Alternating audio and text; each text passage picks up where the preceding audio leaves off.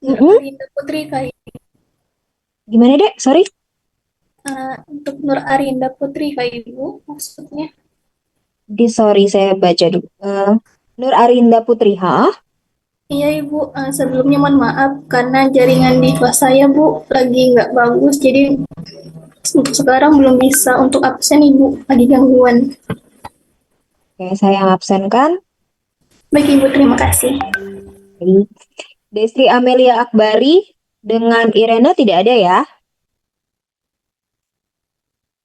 Oke, saya pindah ke kelas selanjutnya. Kelas A1. Kelas A2.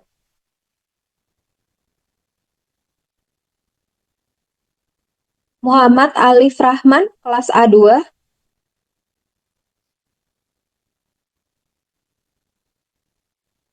Muhammad Alif Rahman, kelas A2.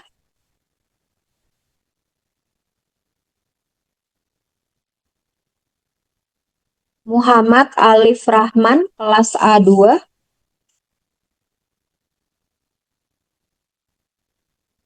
Tidak ada. Baik. Mawar Indrian Syam, kelas A2. Mawar Indrian Syam, kelas A2.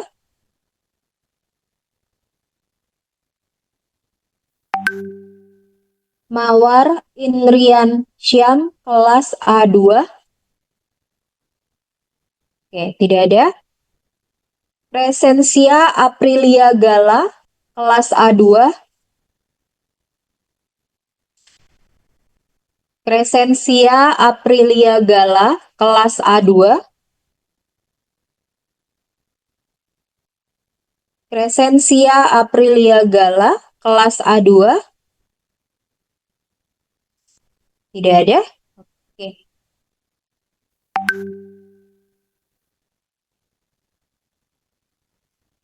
1, 2, 3. Oke, selanjutnya kelas B1.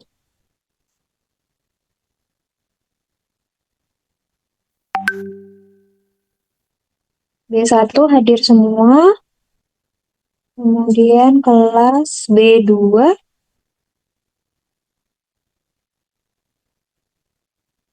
B2 hadir semua. Oke,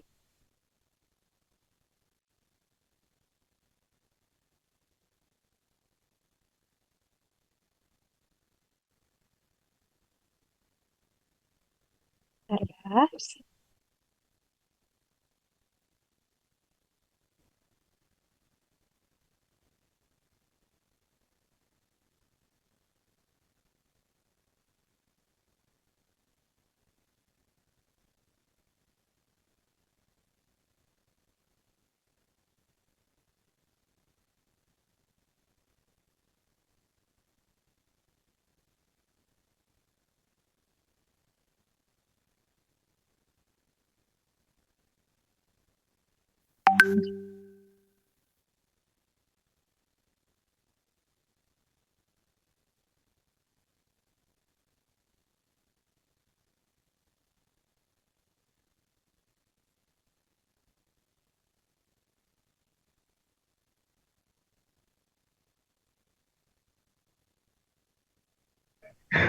Permisi Bu, saya izin Ya, mengkonfirmasi ya. atas nama Mawar.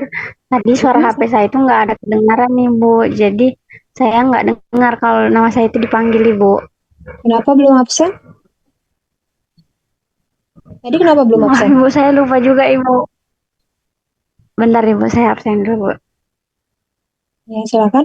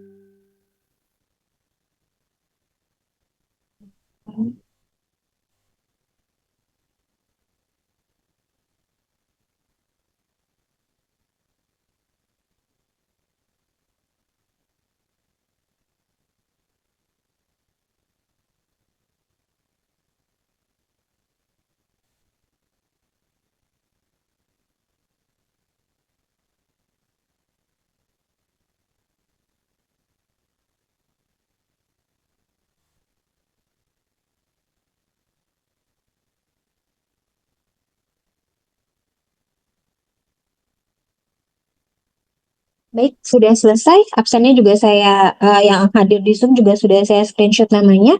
Yang hadir ada 85 orang. Oke, kita mulai. Eh, kita akan diskusi tentang praktikum yang kemarin.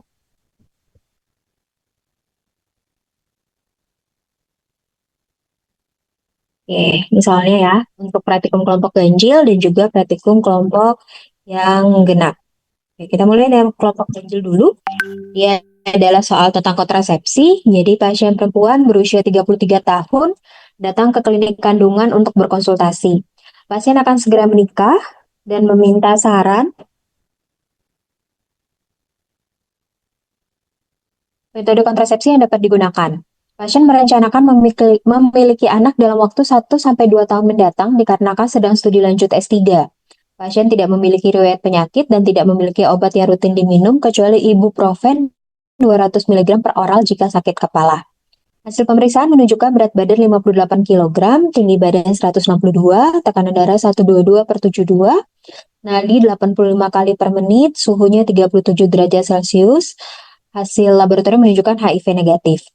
Pasien biasanya merokok 1 pak, isinya 20 batang per hari, namun saat ini sedang mengikuti program berhenti merokok di rumah sakit, tidak konsumsi minuman beralkohol, memiliki kakak perempuan dengan diabetes mellitus tipe 2, ibunya menderita hipertensi. Tanggal pertama siklus menstruasi terakhir adalah 17 April 2025. Pasien ingin menggunakan kontrasepsi yang juga memiliki efek baik pada kulit wajah. Apoteker di klinik tersebut menyarankan kontrasepsi yang sesuai dengan menggunakan analisa SOAP. Sebagai keterangan, pasien melakukan kunjungan ke klinik pada tanggal 24 April 2025. Baik, perwakilan dari kelompok A1.1. Silakan untuk menyebutkan subjektifnya apa?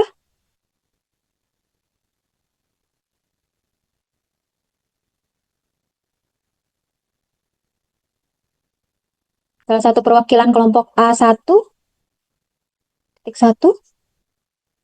Sebentar, Ibu. Oke.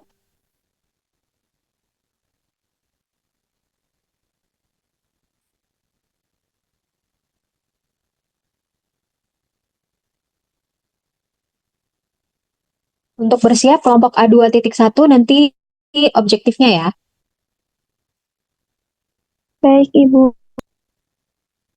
Kelompok B1.1 asesmennya dan kelompok B2.1 masuk ke plan dan monitoringnya. Baik, Ibu. Terima kasih. Izin menjawab, Ibu, untuk Mm-mm. subjektifnya. Keluhan Mm-mm. utama pasien tidak ada, riwayat penyakit tidak ada, riwayat penyakit keluarganya, ibu menderita hipertensi, yang kedua kakak perempuan memiliki DM tipe 2, kemudian untuk riwayat pengobatannya yaitu menggunakan ibuprofen 200 mg, untuk riwayat sosialnya merokok 1 pak 20 batang per hari, dan untuk riwayat alerginya tidak ada. Baik. Untuk subjektifnya, karena memang pasiennya datang tanpa keluhan, sebenarnya bisa kita masukkan pasien datang ke klinik kandungan meminta saran metode kontrasepsi, itu bisa kita masukkan sebagai di subjektif gitu, walaupun dia bukan keluhannya. Atau kadang ada yang masukkan ke subjektif, kadang ada yang masukkan ke pasien database-nya sebagai salah satu alasan untuk penyusunan SOHP-nya. Gitu. Oke, benar. Jadi dia eh, pasiennya datang untuk subjektifnya adalah pasiennya datang untuk meminta metode kontrasepsi yang dapat digunakan karena pasiennya ingin menunda penggunaan obatnya. Menunda memiliki anak. Oke, kemudian kelompok selanjutnya, objektifnya dulu. Untuk objektifnya itu pertama ada tanda-tanda vital di mana yang pertama itu ada tekanan darah dengan hasil pemeriksaan 122/72 mmHg. Ini termasuk normal karena kadar normalnya itu 120/80 mmHg. Sementara di PNPK itu Dia kalau kurang dari 140/80 itu masih termasuk kadar normal. Terus yang kedua itu ada nadi berkisar 85 kali per menit. Kadar normal seharusnya itu 60 hingga 100 kali per menit. Ini termasuk normal juga. Terus suhunya 37 derajat Celcius dengan kadar normal 36 derajat Celcius hingga 7,5 derajat Celcius. 37,5 derajat Celcius. HIV-nya negatif, kadar normal seharusnya negatif. Terus itu untuk pemeriksaan laboratorium tidak ada keterangan. Pemeriksaan fisik, berat badan pasien 58 kg, tinggi badan 162 cm, dengan BMI sekitar 22,10 kg. Pada normal BMI 18,5 hingga kurang dari 25,0 kg per M kuadrat. Diagnosisnya tidak ada, profil pengobatannya juga tidak ada keterangan. Baik. Baik, kalau berarti untuk kelompok subjek tadi yang menyebutkan subjektif dan objektif, untuk tanggal pertama siklus menstruasinya tadi udah disebutin belum ya?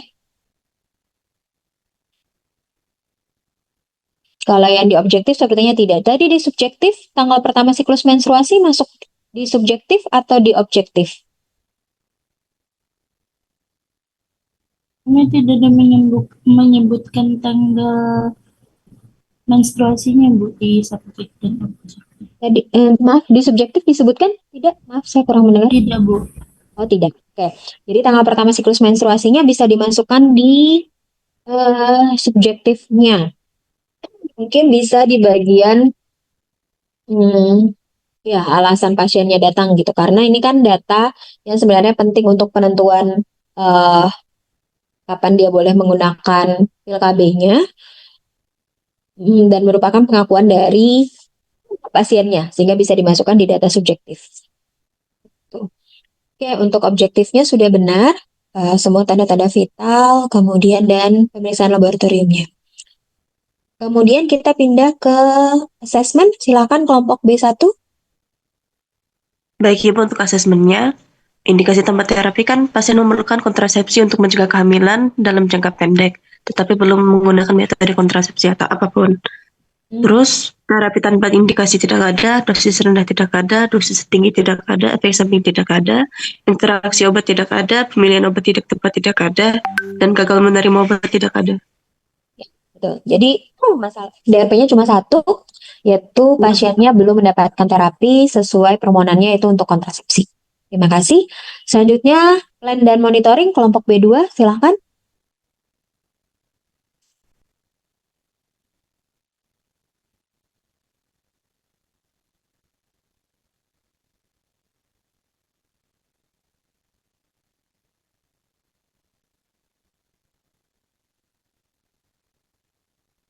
Izin Bu, tadi plan dan monitoring Bu ya? Ya.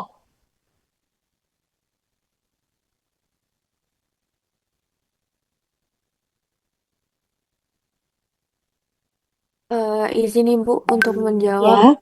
Ya. Jadi untuk plan dan monitoring dari kelompok kedua, yang pertama ada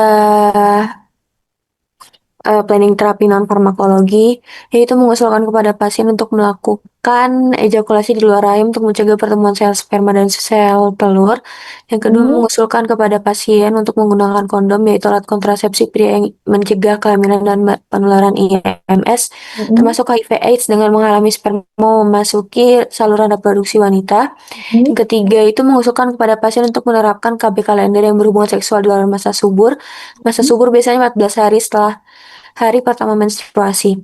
Terus untuk terapi farmakologinya, yang pertama itu mengusulkan pemberian kontrasepsi oral kombinasi drospirenon dan etinilestradiol dengan merek dagang Yasmin dengan alasan drospirenon adalah progestin dengan efek anti-androgenik, artinya dapat membantu mengurangi produksi minyak berlebih di wajah, jerawat, kadang juga rambut berlebih.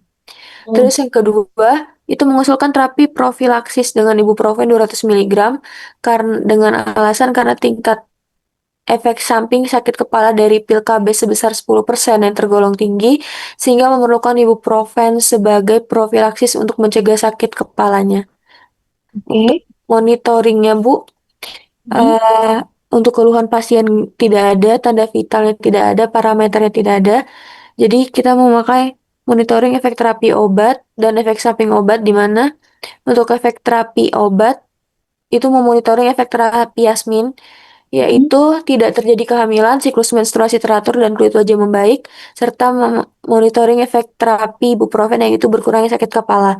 Untuk monitoring efek samping obat, yaitu yang pertama ada monitoring efek samping obat kontrasepsi oral kombinasi, yaitu sakit kepala dan premenstrual syndrome. Yang kedua itu monitoring efek samping ibuprofen, yaitu nyeri lambung, mual, dan muntah. Untuk monitoring lanjutannya, kita ada monitoring proses pasien dalam mengikuti program berhenti merokok di rumah sakit hingga pasien benar-benar tidak berhenti merokok lagi. Oke. Sekarang kita masuk ke itu monitoring. Kemudian untuk cara pakai kontrasepsinya bagaimana? Apakah boleh langsung diminum atau bagaimana?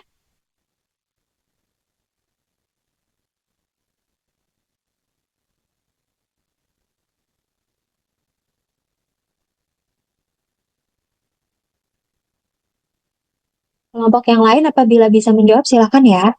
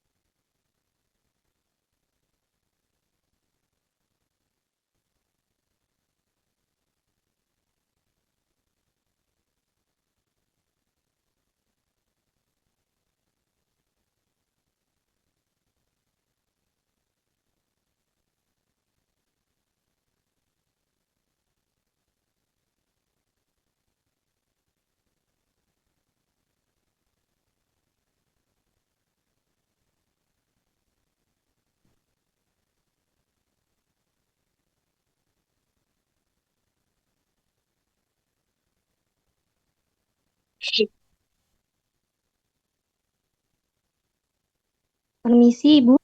Ya. Saya dari kelompok A21 izin menjawab untuk cara konsumsi pil kontrasepsinya. Silakan deh. Jadi, pil KB-nya itu boleh mulai diminum lebih dari 5 hari setelah haid dimulai. Pilnya boleh diminum kapan saja, asalkan yakin tidak sedang hamil, misalnya karena belum berhubungan seks setelah haid atau sudah memakai kontrasepsi lain sebelumnya. Tapi karena pil ini butuh waktu untuk mulai bekerja, harus memakai alat kontrasepsi tambahan seperti kondom selama 7 hari pertama minum pil, supaya tetap terlindungi dari kehamilan. Serta mengedukasi pasien tentang kontrasepsi tambahan seperti kondom dan senggama terputus. Nah, waktu penggunaan kondom ini dapat dilakukan kapan saja oleh laki-laki untuk perlindungan terhadap kehamilan. Senggama terputus yaitu dengan mengeluarkan penis sebelum ejakulasi. Oke. Jadi berdasarkan pedoman pelayanan kontrasepsi, makanya saya masukkan tanggal dia menstruasi karena terkadang ada obat yang bisa diminum langsung, ada yang harus menunggu dulu seperti itu. Nah, untuk kasus seperti ini, selama pasiennya yakin tidak hamil, maka pil dapat diminum kapan saja dan perlu metode kontrasepsi tambahan untuk 7 hari pertama minum untuk menunggu efektivitas dari si pil KB-nya. Kemudian, kenapa memilihnya drospirenon begitu? Sebelum selain deh, kenapa pilihnya drospirenon?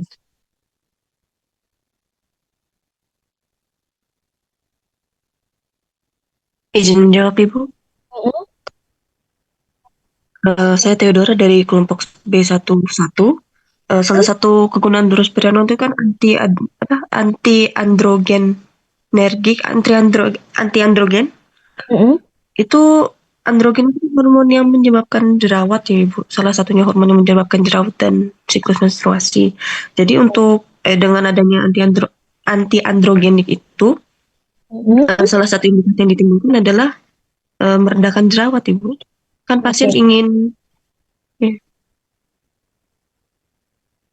kan pasien ingin meredakan jerawat yang dialaminya, jadi kami memberikan drospirenol. Oke. Kalau di buku pedoman pelayanan itu kan ada disampaikan bahwa kombinasi kontrasepsi oral hormonal itu kontraindikasi pada pasien merokok karena akan meningkatkan risiko komplikasi kardiovaskuler. Bagaimana menurut kalian terkait pernyataan tersebut?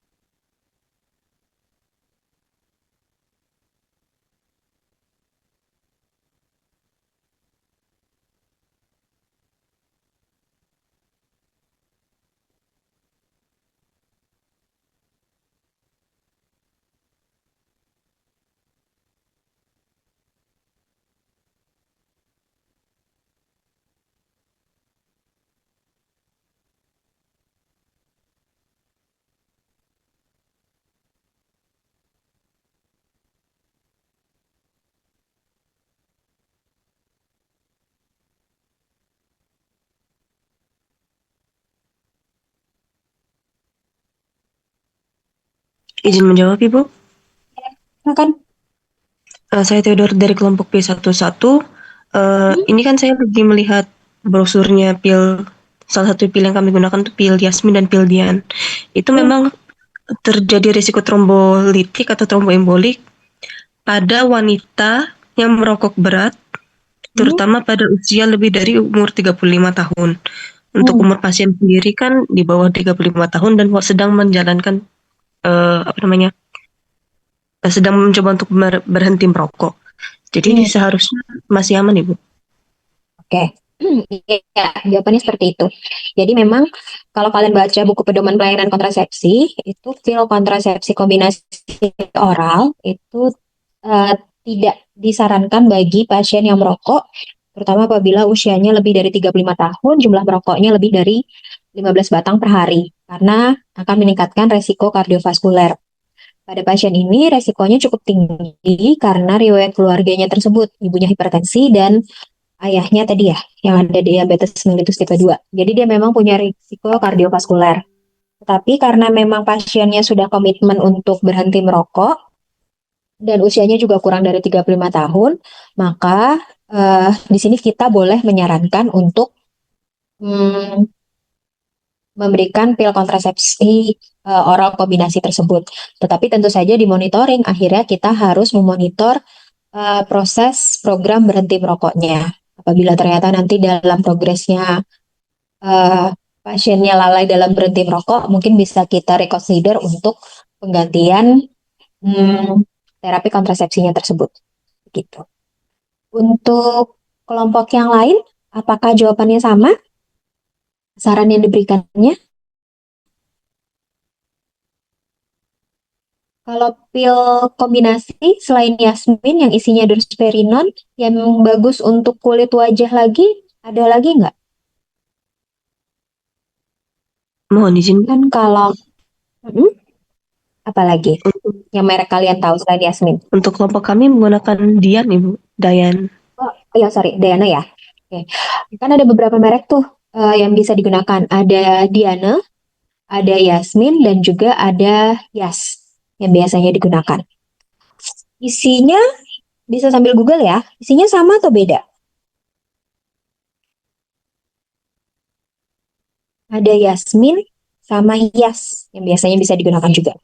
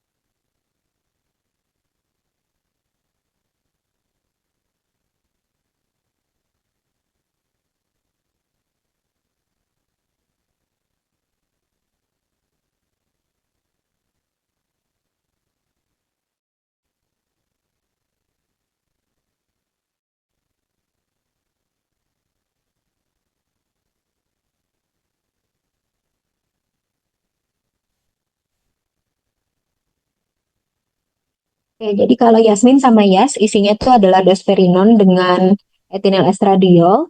Kalau Diana itu isinya adalah siproteron sama etinil estradiol. Berarti di sini ada perbedaan progrestinnya yaitu drosperinon, satunya pakai drosperinon, satunya pakai siproteron. Duanya sama-sama hormon progrestin sehingga sama-sama bisa digunakan untuk efek baik untuk pengterapi dari akne vulgaris. Jadi pilihannya kalau secara merek ada tiga ya, ada Yasmin, Yas, dan juga Diana. Oke, tadi kelompoknya Theodora yang memakai Diana ya. Iya, Ibu. Oke, Diana tuh isinya yang pil berapa? Satu kemasannya berapa pil?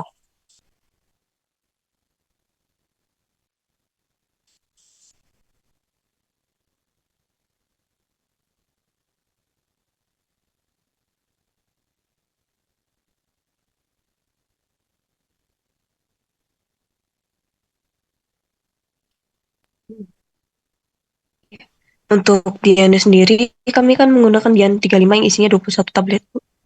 21 tablet. Oke. Kalau 21 tablet, berarti cara minumnya kapan? Apakah kalau distriknya kan bisa langsung ya, tetapi kalau misalnya dia kalau di peraturannya maksud saya, apakah harus menunggu menstruasi kah? Atau dia boleh langsung diminum? Atau bagaimana? Di brosur yang saya temukan sih, Bu, bisa langsung diminum. Langsung Tapi diminum. Hmm? tulisannya mirip dengan yang punya Yasmin, di Hmm. mana disarankan di hari pertama menstruasi, tapi kalau sudah lewat hari ketiga sampai kelimanya masih aman. Dan perlu kontrasepsi tambahan untuk mencegah kehamilan selama 7 hari pertama. Oke. Jadi kadang-kadang pilnya 21 seperti apa ini? Si Yasmin itu ada yang isinya 28. Jadi 21 yang eh, bahan aktif, 7 hari yang placebo. Kadang-kadang ada yang isinya 28 seperti itu. Kemudian eh, ketika monitoring, kalian sampaikan nggak ke pasiennya kalau misalnya dia lupa minum tabletnya, apa yang harus dia lakukan? Apa poin penting dari minum pil KB? Tiap hari harus diminum, Ibu. Boleh waktunya beda-beda nggak? Misalnya hari ini saya minum pagi, besok saya minum siang.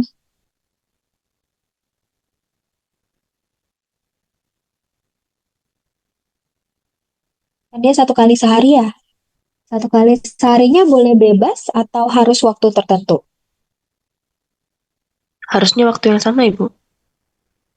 Jadi kalau pil KB itu dia harus diminum pada waktu yang sama biasanya. Jadi kalau misalnya jam 8 terus minumnya.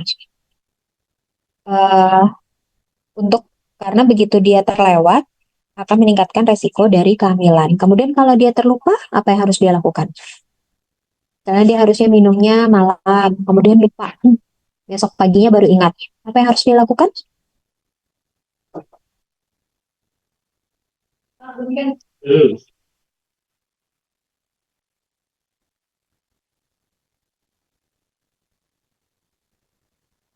Izin menjawab, Ibu.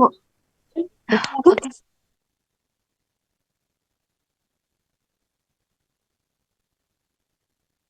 Siapa yang minum?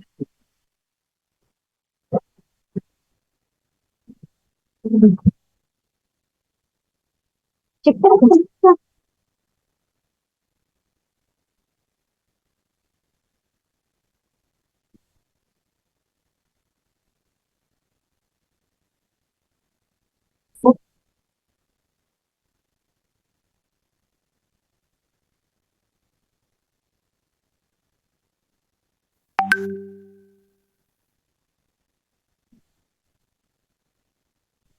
Siapa tadi yang mau menjawab, Dek? Silakan.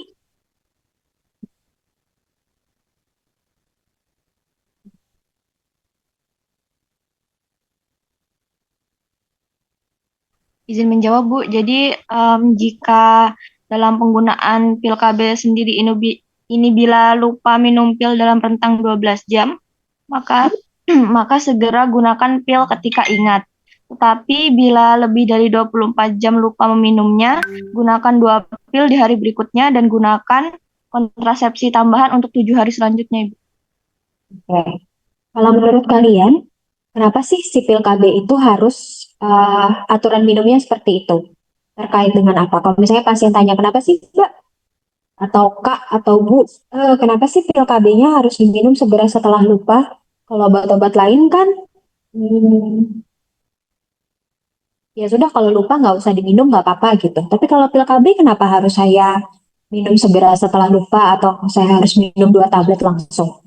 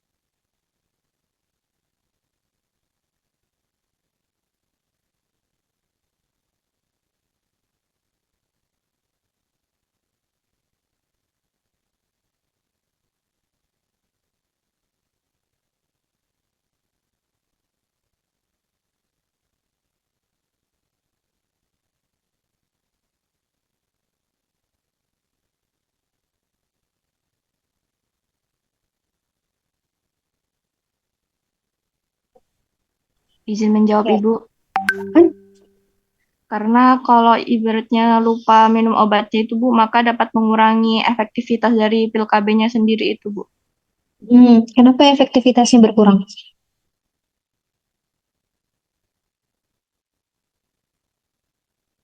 Terkait sama apa sih si efektivitas itu?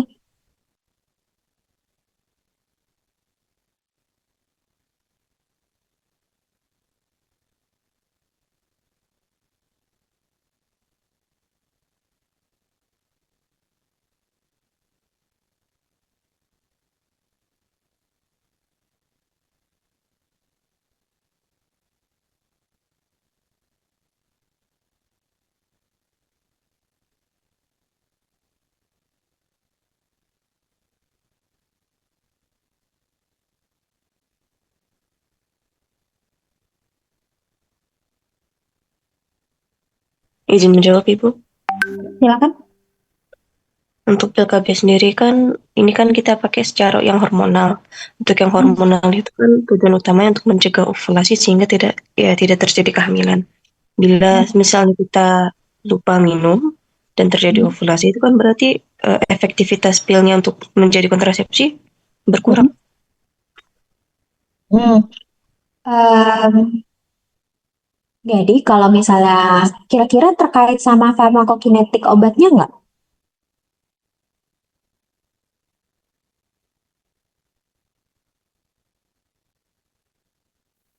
Kalau misalnya obat biasa, kita mau mengatur aturan pakai itu kan biasanya salah satu pertimbangannya profil farmakokinetik dari obatnya. Nah, untuk pil kontrasepsi ini bisa nggak kita hubungkan juga dengan profil farmakokinetik dari obatnya tersebut?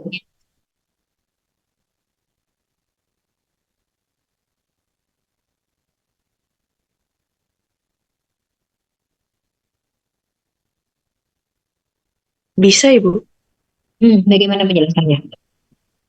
karena untuk masing-masing kandungannya seperti ini drospirenol itu memiliki waktu eliminasi. Waktu parunya sekitar 31 jam. Sedangkan etinol estradiolnya itu eliminasinya 1 hari. Jadi kalau misalnya tidak eh, dipakai dengan tepat waktu, kadarnya bisa menurun dan tidak efektif. Jadi kenapa dia nggak boleh miss? Karena kan ada half life-nya tuh. Tadi half life-nya berapa?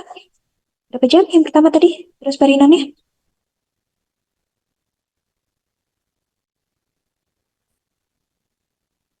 Misalnya kayak levonorgestrel begitu. Levonorgestrel itu half life-nya sekitar 12 jam. Nah, kalau misalnya 12 jam pasiennya lupa minum, maka setelah 12 jam kan kadar obatnya sudah mulai menurun. Berarti efektivitasnya dia dalam menstabilkan hormonnya atau mengontrol hormonnya juga ikut menurun. Disitulah resiko em, kehamilannya akan mulai meningkat. Gitu. Begitu juga kalau misalnya waktunya 30 hari, 30 jam tadi. Dia juga akan mencapai kadar separuhnya ketika 30 jam. Maka ketika pasiennya lupa minum, resiko kehamilannya akan meningkat. Begitu cara menjelaskan secara farmakokinetiknya ke pasiennya. Kadang-kadang pasien kalau kritis kan dia tanya, kenapa kok beda sama orang lain? Kenapa waktu minumnya harus tepat di jam yang sama? Sementara kalau obat-obat lain seperti kita minum obat batuk gitu, itu boleh jamnya beda-beda. Tapi kenapa sih kontrasepsi ini harus di jam yang sama dan harus segera diganti dan harus segera diminum kalau kita lupa. Nah, begitu kita menjelaskannya dengan bahasa yang lebih mudah tentu saja. Misalnya kita bilang bahwa, oh Bapak, nggak Bapak sih biasanya, Ibu ini obat ini kan bekerjanya ada rentang waktunya. Rentang waktunya akan efektif kalau di sini. Kalau Ibu lupa, maka kadar obatnya akan turun. Ibu akan kemungkinan hamilnya akan lebih besar. Ya, jadi dihubungkan sama profil farmakokinetiknya juga. Oke, untuk kontrasepsi apakah cukup jelas? Ada yang mau ditanyakan?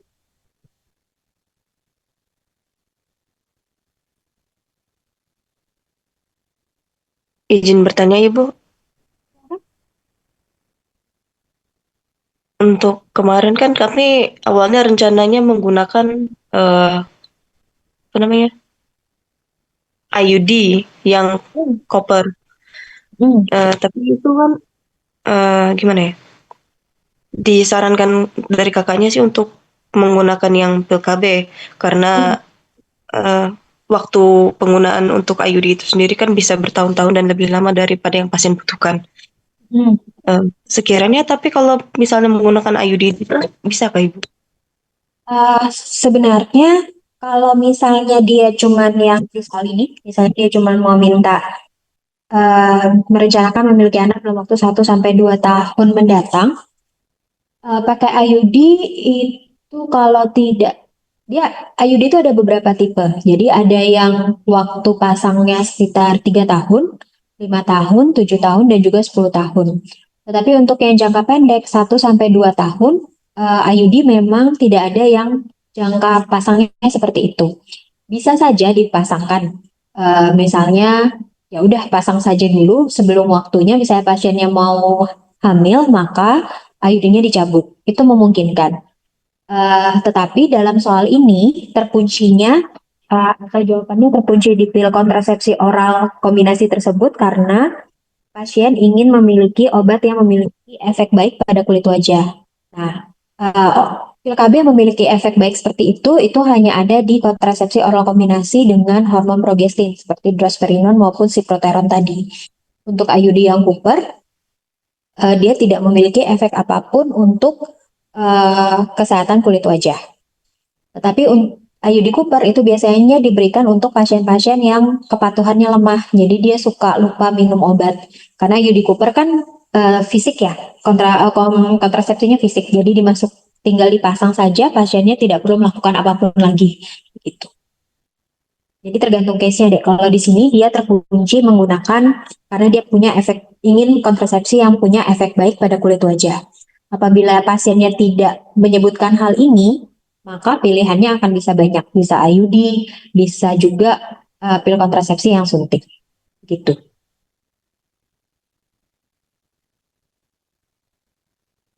Baik, Bu, terima kasih. Baik. Ada lagi yang mau bertanya?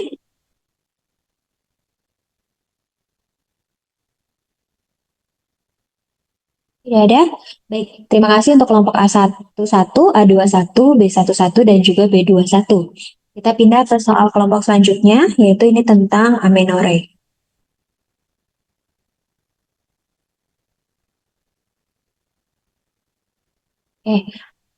Pasien perempuan berusia 26 tahun datang ke poli kandungan dengan keluhan tidak mengalami menstruasi selama 9 bulan terakhir.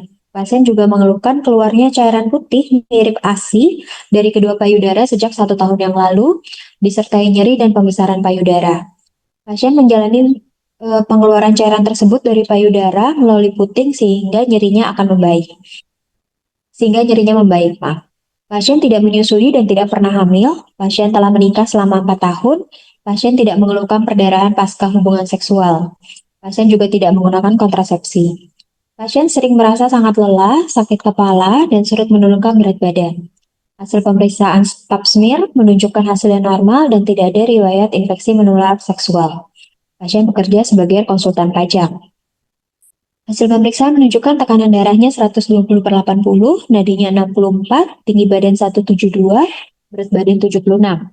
Hasil pemeriksaan laboratorium HCG negatif, HB-nya 13,1, leukositnya 0,3 kali 10 pangkat 3 mikroliter, HCT-nya 38%, trombositnya 298 kali 10 pangkat 3 mikroliter, TSH-nya 1,2, FT4-nya 11,62, kadar prolaktinnya 130.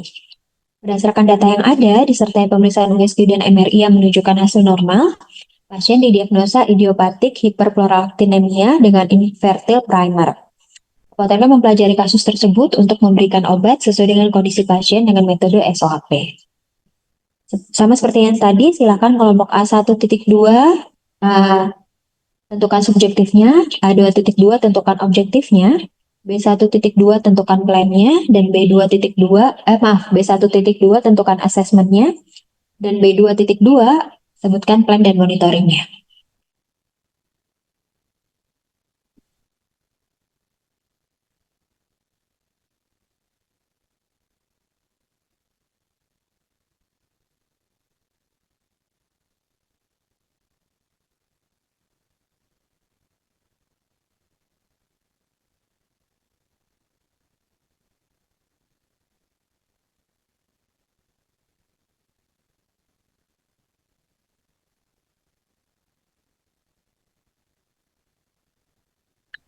Baik, untuk subjeknya, data pasien usia 26 tahun, tinggi badan 172 cm, berat badan 76 kilogram.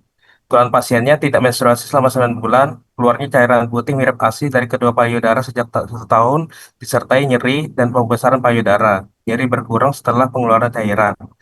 Keluhan lelah, sakit kepala, dan sulit menurunkan berat badan. Riwayat penyakitnya eh, tidak ada, eh, riwayat penyakit keluarga tidak ada keterangan, riwayat pengobatan tidak ada keterangan, riwayat sosial menikah selama 4 tahun, bekerja sebagai konsultan pajak, riwayat alergi tidak ada keterangan. Oke, selanjutnya silakan dilanjutkan yang objektif dulu. Ibu, permisi untuk menjawab yang objektif, Bu. Ya, silakan. Jadi untuk pertama di objektif itu ada tanda-tanda vital. Untuk tekanan darah dan nadinya itu normal pada pasien. Baru untuk yang pemeriksaan laboratorium yang perlu digarisbawahi yang tidak normal di sini adalah leukosit pasien, di mana untuk normalnya itu 5.000 sampai 10.000, namun pada pasien itu 0,3/10 mikroliter, di mana itu menurut Pagana 2021 itu tidak normal. Baru untuk kadar yang tidak normal lagi itu adalah kadar proteinnya, di mana untuk kadar normalnya itu 5 sampai 20 mg per dl. Namun pada pasien itu ada 130 mg per dl, di mana itu di kategori yang tidak normal.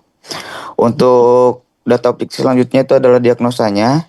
Pasien didiagnosa sebagai idiopatik hiperlaktinemia dengan infertil primer.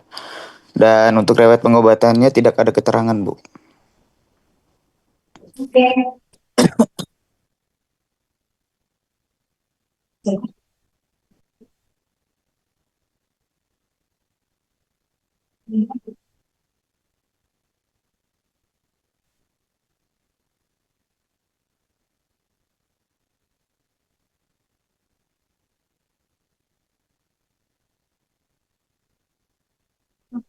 Oke.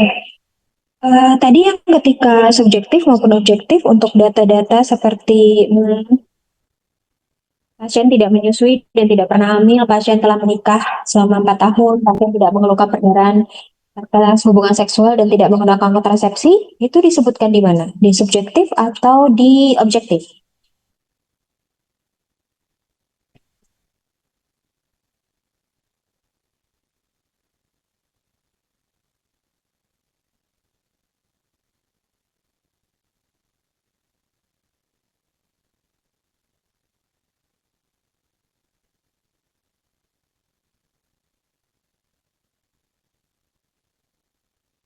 Menurut kalian data seperti itu masuknya di mana? Subjektif atau objektif? Atau masuk di pasien database-nya saja?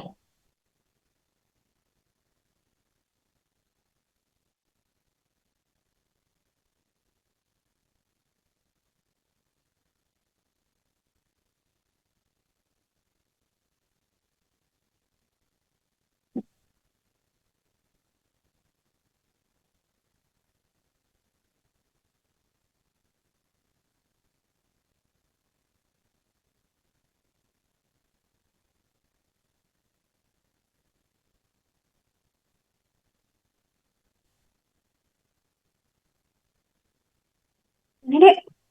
Izin menjawab, Ibu. Silakan. Harusnya masuk subjektif, Ibu. Oke, jadi ada beberapa data yang masuk ke subjektif ya. Jadi pasien tidak menyusui, tidak pernah hamil, telah menikah 4 tahun dan tidak mengeluhkan perdarahan pasca hubungan seksual. Karena itu nanti berkaitan dengan penegakan diagnosa dari idiopatik hiperprolaktinemia. Oke.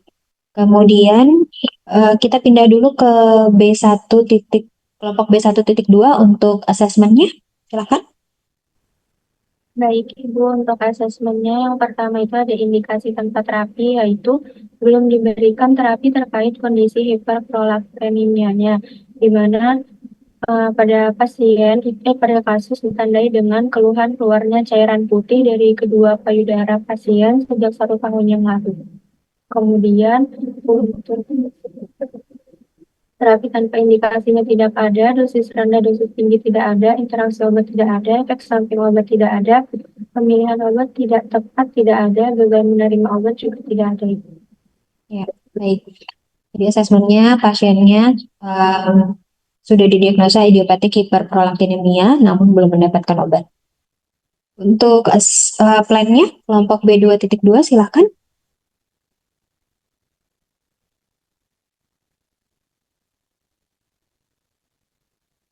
Permisi Ibu, untuk plannya A. Terapi farmakologi. Di sini kami mengusulkan untuk pemberian bromokriptin dikarenakan cabergoline itu tidak tersedia di Indonesia. Dosisnya itu dosis awal 1,25 hingga 2,5 mg sekali sehari, ditingkatkan secara bertahap 1,25 mg setiap minggunya. Penggunaannya itu oral 1 kali 1 pada malam hari setelah makan. Eh, Terus untuk non farmakologinya itu kompres hangat, konsumsi susu kedelai, aromaterapi, dan eh, akupresur dan akupuntur. Untuk monitoringnya itu monitoring efek terapi bromokriptin ini sebagai agonis dopamin yang dapat menghambat sekresi prolaktin. Untuk efek samping bromokriptin sendiri ini adalah sakit kepala, pusing, kegugupan, kelelahan, mual, nyeri abdomen, dan juga diare. Untuk data laboratorium yang harus dimonitoring adalah leukosit pasien dan kadar prolaktinnya yang tidak normal, dan juga monitoring keluhannya untuk rasa nyeri dan sakit kepala pasien, dan juga berat badan pasien agar masuk ke dalam rentang normal. Cukup, Bu. Oke, baik. Terima kasih jawabannya. Sekarang kita mulai diskusinya. Kita mulai dari data yang dimiliki oleh pasiennya. Kenapa di data ini dinyatakan bahwa pasien tidak menyusui dan tidak pernah hamil? Menurut kalian itu kira-kira maknanya ada di mana? Berkaitan sama kondisi apa begitu? Kenapa saya di soal harus menyebutkan hal tersebut?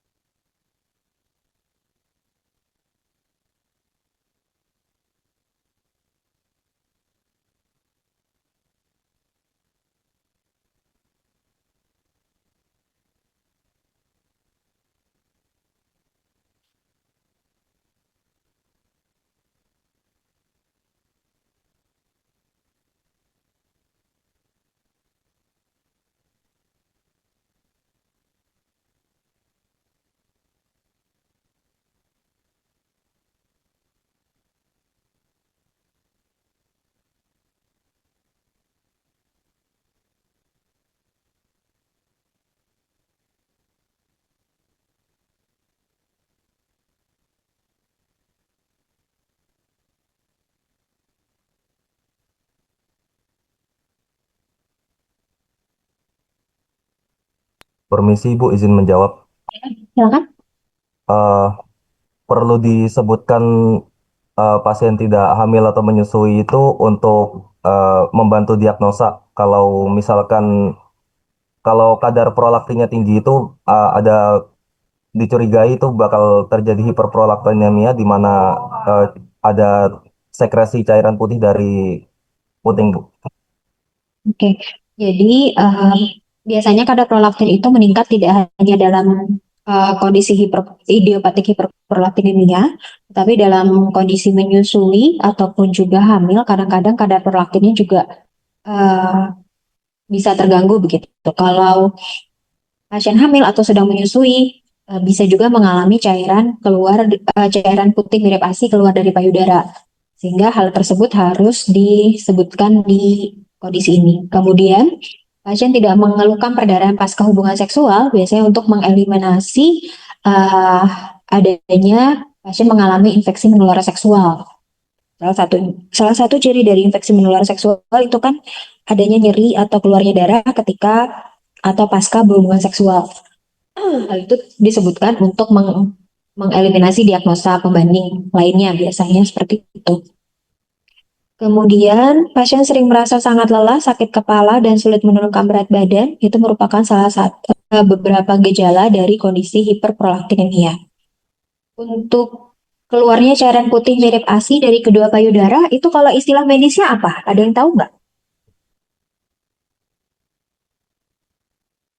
Izin menjawab, Ibu. Mm-mm. Istilahnya itu galaktorea, Bu. Betul, istilahnya adalah galaktorea. Jadi terjadinya produksi ASI di luar dari kondisi kehamilan. Oke. Kemudian untuk hasil pemeriksaan laboratoriumnya, tekanan darahnya normal, nadinya normal. HCG negatif. HCG itu pemeriksaan apa?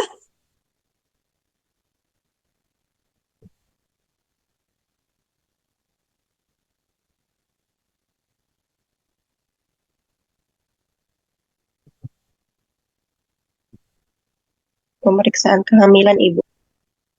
Kalau misalnya HCG-nya negatif, berarti pasiennya sedang tidak hamil. Kemudian untuk kenapa harus ada pemeriksaan TSH dan FT4?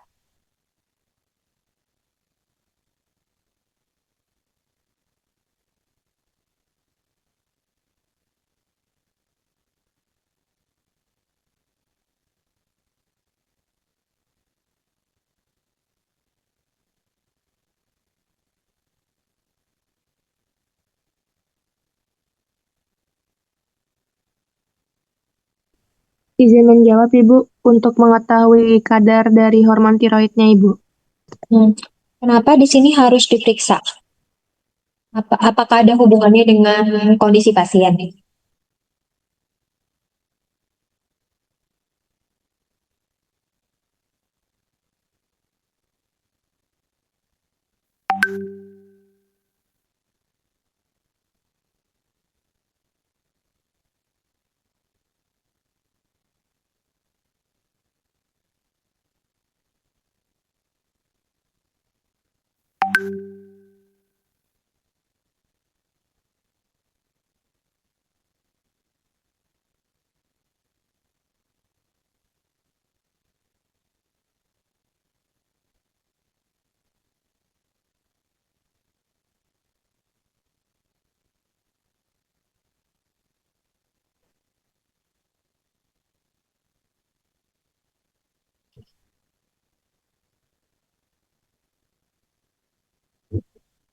Izin menjawab, Bu, karena kalau dalam kondisi kehamilan itu dia biasanya mempengaruhi hormon tiroid. Jadi kan pasien ini tidak hamil, jadi hormon tiroidnya dia normal, Ibu. Pasiennya tidak hamil, jadi hormon TSH-nya berkaitan sama hamil, bukan HCG yang berkaitan sama hamil.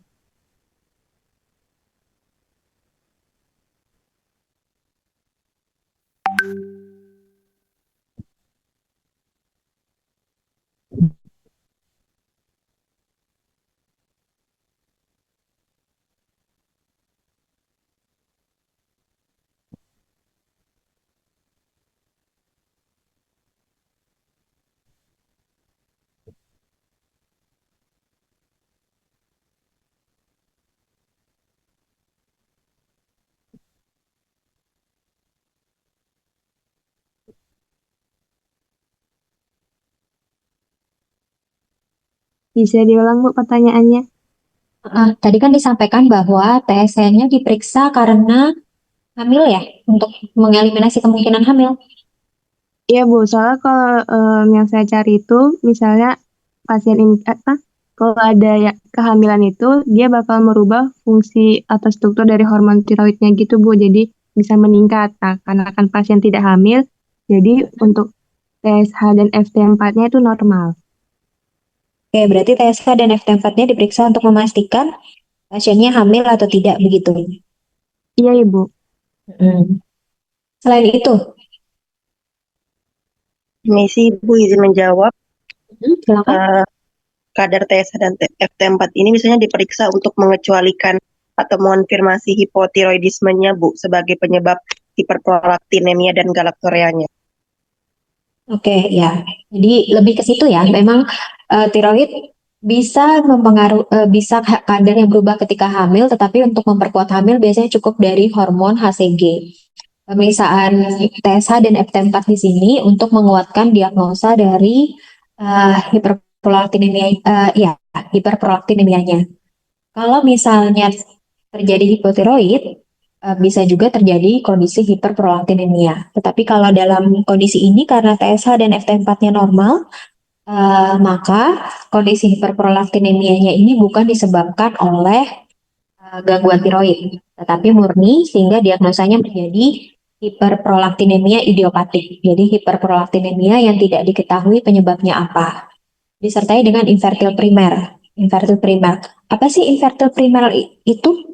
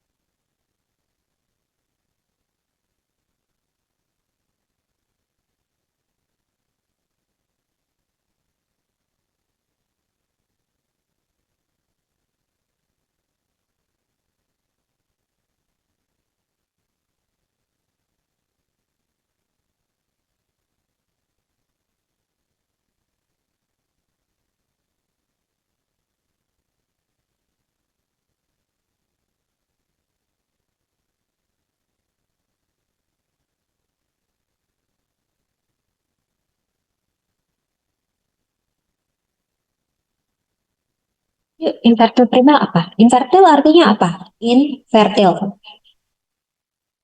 Izin menjawab, belum hamil Ibu, tidak hamil. Ya, infertil itu berarti ketidaksuburan. Pasiennya tidak subur dengan penyebab primer gitu. Jadi dalam pasien ini, di pasien ini diagnosanya menjadi diduga hiperprolaktinemia idiopatik yang disertai dengan ketidaksuburan. Kenapa diagnosanya bisa seperti itu? Karena kadar TSH FT4-nya normal, berarti hiperprolaktinemianya bukan disebabkan karena gangguan tiroid.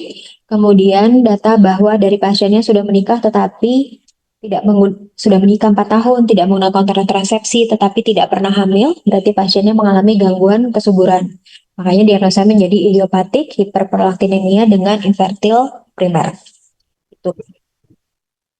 Eh, kemudian penting untuk kita mengetahui makna dari masing-masing data labnya supaya kita juga tepat begitu pemberian obatnya. Kalau misalnya hiperprolatinemianya disebabkan karena tiroid, berarti kan harusnya kita mengobati tiroidnya juga. Untuk plannya, untuk asesmennya sudah oke. Untuk plannya, tadi dipilih adalah bromokriptin. Seharusnya adalah kabergolin ya, karena kabergolin itu berdasarkan penelitian dia lebih efektif dan lebih ditoleransi efek sampingnya dibandingkan dengan bromokriptin.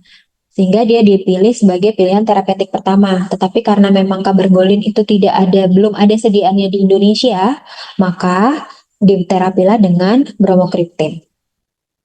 Bromokriptin itu golongan apa?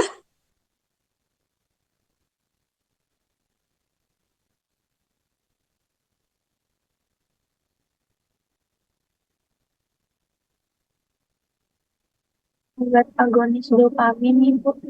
Benar, agonis dopamin. Kenapa apa sih tujuan terapi dari hiperprolaktinemia ini?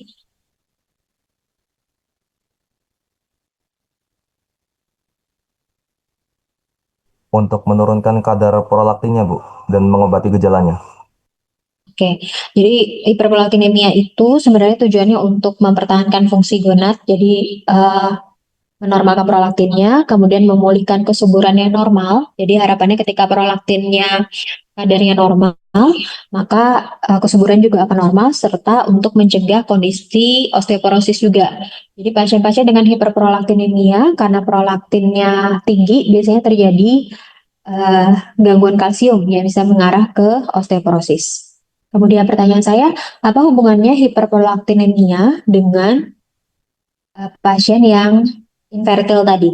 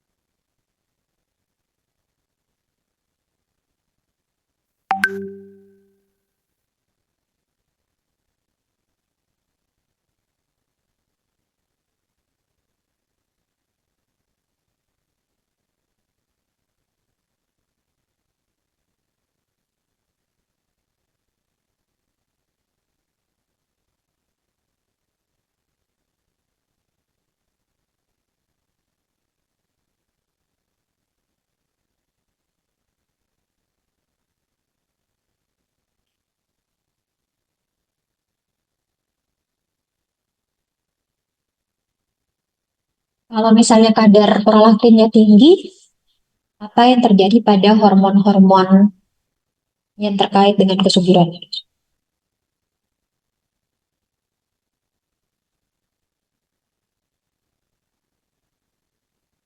Mohon izin mencoba menjawab, Ibu. Silakan. Saya Theodoro dari kelompok B11. Yang saya temukan tentang hiperprolaktinemia ini, kalau kondisinya hiperprolaktin terus menerus, itu akan berefek kepada kesuburan dengan menghambat hormon gonadotropin releasing hormone. Gen RH ini atau ya gonadotropin releasing hormone ini yang akan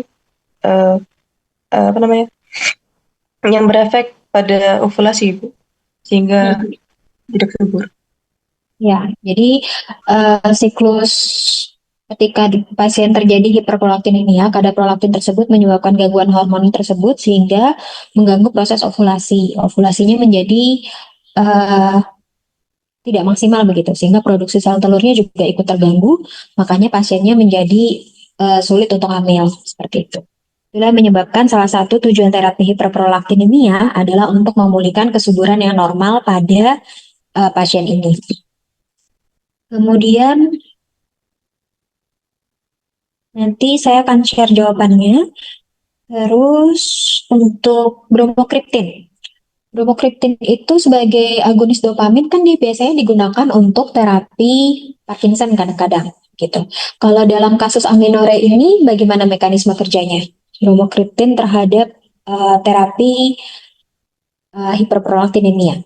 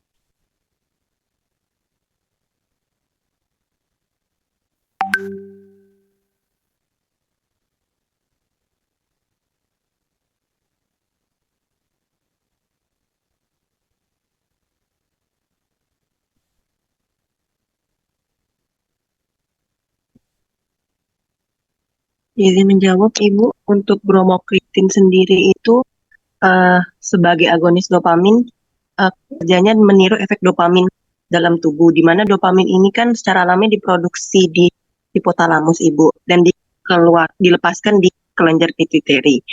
Dopamin sendiri ini menghambat produksi dan pelepasan prolaktin dari sel-sel laktotrop di pituitari anterior, Ibu, sehingga prolaktin yang dilepaskan itu sedikit. Ya, jadi dia menghambat pelepasan prolaktin di kelenjar pituitari anterior sehingga kadar prolaktinnya beredar rendah, kadar prolaktinnya jadinya ikut menurun. Tadi bromokriptinnya dosisnya berapa? Saya lupa dengar tadi. Ada dosisnya nggak tadi?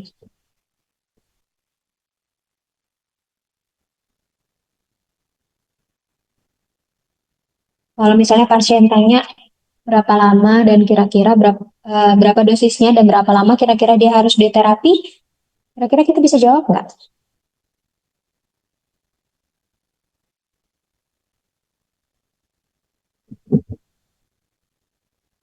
Izin Ibu, untuk dosisnya tadi 1,25 hingga 2,5 miligram sekali sehari dan ditingkatkan sebanyak 1,25 miligram setiap minggu. Untuk lama penggunanya tidak disebutkan, Bu. Oke, berarti yang harus kita monitoring adalah Lama penggunaan dari bromokriptin. jadi selain efek samping, eh, kita harus efektivitas. Kita tahu bromokriptinnya efektif dengan cara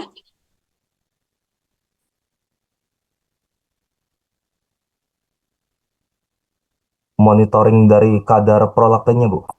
betul. Jadi kita monitoring kadar prolaktinnya, kita monitoring juga siklus menstruasinya, gitu. Karena kan pasiennya amenore ya. Untuk kasus amenore yang ini, ada yang mau ditanyakan dahulu?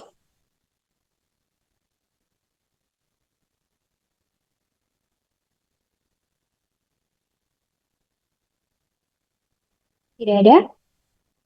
Baik. Kalau misalnya tidak ada, maka inilah bahan eh, mini OSCE kalian yang dari saya.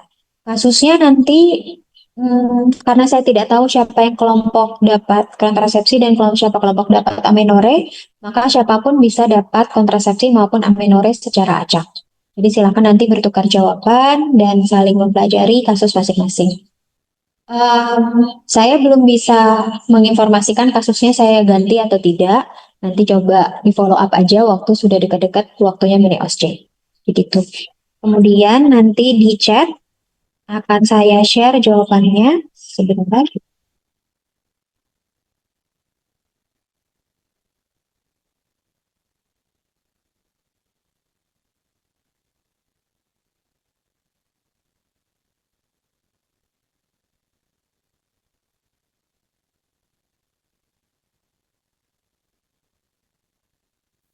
Ya, sudah saya share di kolom chat. Itu untuk adalah sedikit pembahasan, ada pustakanya juga terkait jawaban untuk kasus amenore dan juga kontrasepsi.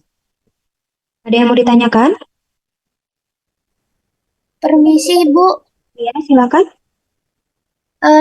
Saya mau konfirmasi, Ibu, bahwa tadi jaringan saya jelek. Jadi Zoom-nya keluar masuk, Ibu. Terus untuk absen tadi saya belum bisa absen, Ibu, karena tadi startnya nggak bisa masuk, Ibu. Anaknya nggak bisa masuk kelompok. Kelas apa, Dek? Kelas A, Bu.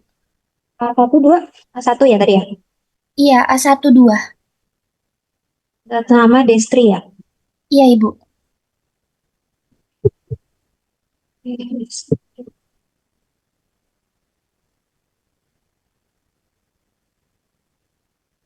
Ya. Oke, sudah terabsen, Dek. Baik, Ibu. Terima kasih. Baik. Ibu permisi. Silakan. Saya atas nama Kretentia Aprilia Gara juga ingin mengkonfirmasi tadi agak telat masuk Ibu dan belum sempat absen juga. Tadi absennya masuknya jam berapa? Saya sekitar jam 15-an Ibu. Lama, temannya dari setengah 8. Iya Ibu, soalnya dari semalam juga jaringan saya tuh kurang baik Ibu. Mungkin lagi di mana? Saya di kos Ibu, emang jaringan kos saya kadang agak terganggu. Dan kali kalau misalnya seperti itu, konfirmasi dulu ke ketua kelasnya. Karena seharusnya kalau 8.15 kan udah saya hubungin masuk ya kalau praktikum beneran. Iya Ibu. Kali konfirmasi dulu ya. Baik Ibu. Kelas apa deh? Kelas B, A? Jadi untuk absennya bagaimana? Apakah saya konfirmasi ke ketua? Sudah, absennya dari saya. Kamu kelas B atau kelas A? Saya kelas A, Ibu. Kelas 1, A2? A2.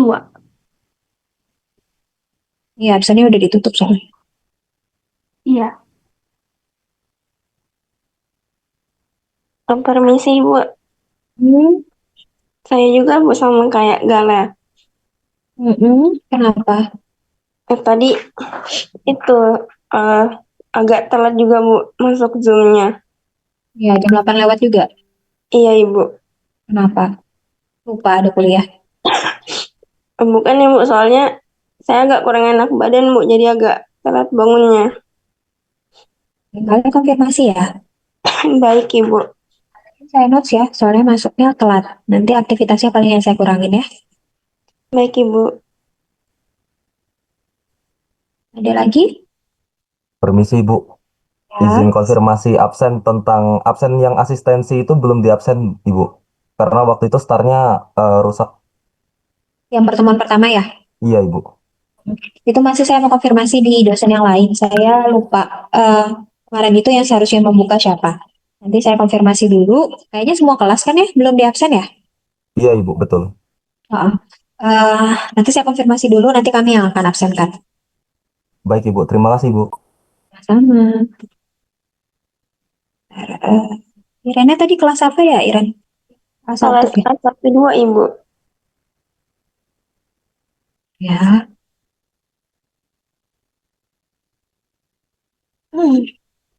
Startnya tiba-tiba gangguin. Saat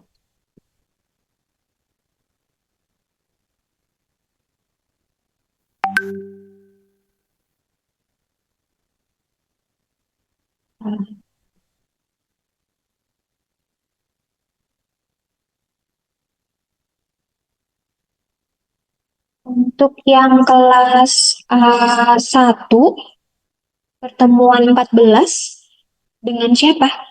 Belum terabsen semua? Sudah konfirmasi ke dosennya?